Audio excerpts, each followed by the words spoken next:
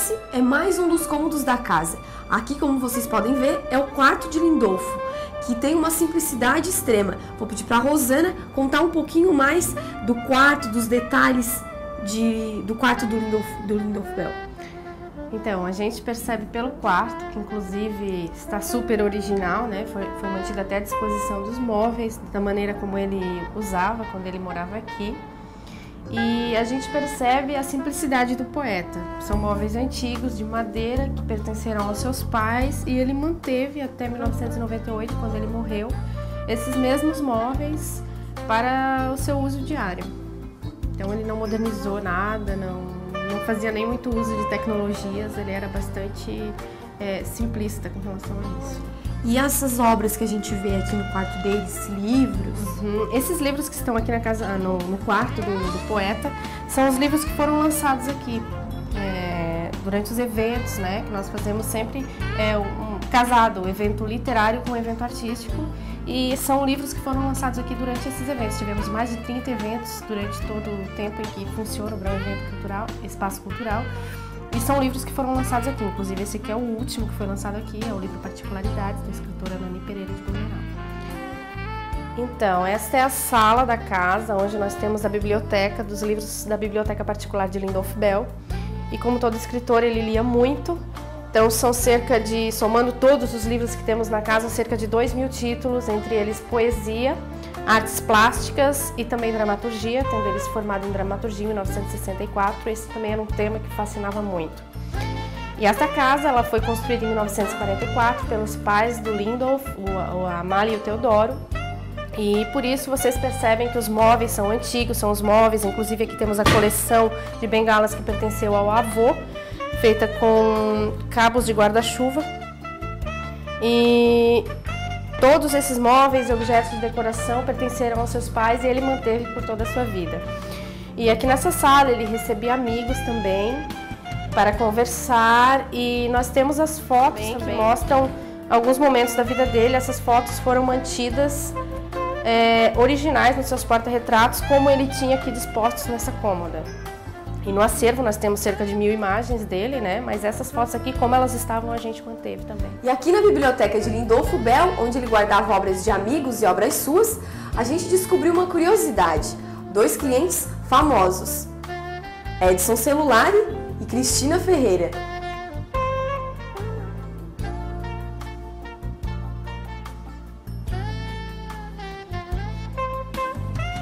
Aqui nós temos mais alguns objetos que contam a vida de Lindolfo Bell por si só. Aqui nós temos a máquina de datilografar, onde ele datilografava seus poemas e seus livros também. Temos algumas manchetes da época da catequese poética, que foi o movimento, né, literário iniciado por Lindolfo Bell em 1964. Então são recortes de jornais da época que falavam desse movimento, que contava da popularização da poesia, que foi o grande objetivo do movimento da catequese poética, que teve pelo menos 30 anos de duração, e a gente pretende ainda eternizar hoje em dia com os movimentos literários. Aqui era o escritório de Lindolfo Bell. Depois de sua morte, em 1998, foi colocado à exposição algumas de suas placas de honra ao mérito, né? E uma das mais importantes que Lindolfo Bell ganhou foi o mérito Cruz de Souza. Foi essa medalhinha aqui que vocês estão vendo.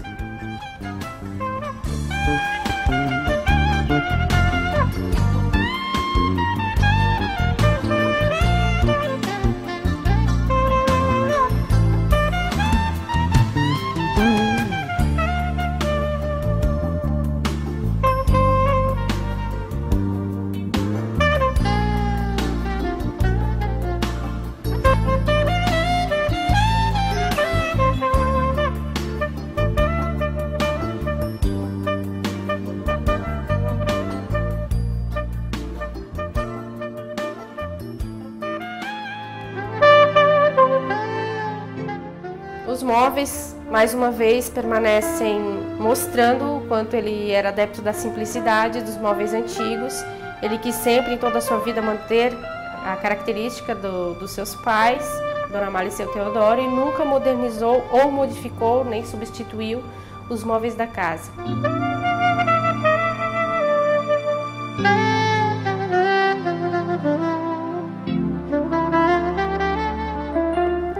Estou aqui na casa do poeta, onde Lindolfo Bell morou por muitos anos, e junto comigo está a Érica, que era considerada por Lindolfo um braço direito. Ela vai contar um pouquinho mais da história de vida de Lindolfo pra gente.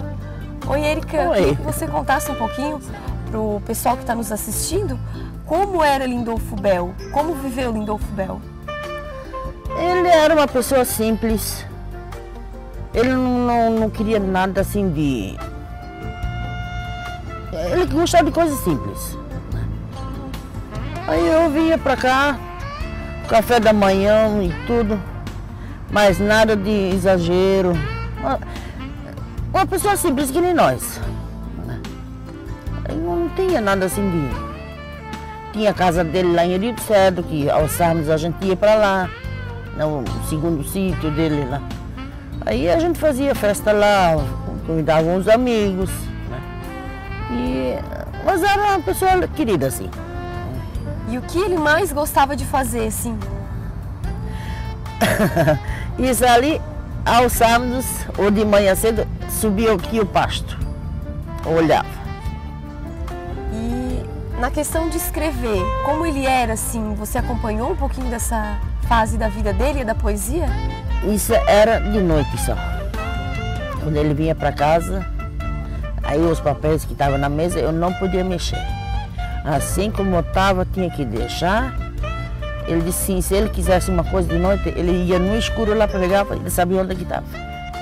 Aí eu já deixava tudo assim como ele deixava de noite. Né? E mais dava para botar o xícara e o prato e o café dele da manhã na mesa. O resto era só papel. Eu deixava isso assim, porque senão ia dar briga, né? E como você veio parar aqui na casa do Lindolfo? Como vocês se conheceram? Isso, eu tinha uma prima parente da minha mãe, que trabalhava em Blumenau. E ela sabia que eu sempre queria trabalhar em Blumenau. E fui para Blumenau trabalhar com eles. Fiquei 13 anos lá. Claro, aí eu saí depois e fui morar em Dayal. Não sei como é que ele soube que eu estava em casa. Aí ele pediu se eu não queria trabalhar com ele. Uns dias assim por semana. Eu disse, bom, posso. Aí fiquei 14 anos aqui com ele. Aí aconteceu que ele faleceu. Mas foi bom trabalhar com ele assim. Ele ficava todo bobo assim quando eu chamava ele de pai. Claro, ele me ajudou muito, né? E eu considerava ele mais o meu pai do que o meu próprio pai. E o que ele deixou assim, a memória, uma memória viva que ele deixou guardado em você assim? Os bilhetes que eu encontrava de manhã cedo em cima do fogão. Parece que quando eu veio, os bilhetes, isso assim. Aí o que ele queria no café. Parece que, sei lá, quando eu venho pra cá, parece que eu vejo ele lá na cozinha. Fui escrevendo ali de manhã cedo, assim, parece que é mentira que ele não tá mais aqui. Como foi receber a notícia de que ele tinha falecido? Na hora eu não quis acreditar, né? Porque foi justamente no dia do aniversário dele, que ele ficou doente, todo mundo estava vindo, os convidados, a festa ia ser lá no Parque Hotel, né? E de repente ele pediu, nós caminhamos aqui no jardim ainda, olhamos o jardim de manhã cedo, e de repente ele pediu assim, eu notei que ele ficou um pouco diferente assim. Ele botava a mão assim no coração, assim, tudo, mas não falava nada, né? Aí, de repente, ele disse, tu vai lá, pega um cigarro pra gente. E aí eu fui lá, busquei o cigarro. Nisso, ele liga lá pro irmão dele lá na frente para ele vir buscar. Quando eu estava voltando, ele estava saindo com ele, o irmão dele. Foi pro hospital. Aí quando eles falaram, me ligaram dizendo que o pai morreu, eu não quis acreditar na hora, né? O JMV de hoje fica por aqui. Nós conhecemos um pouco mais da história de Lindolf Bell. Lembrando que menor que meu sonho não posso ser.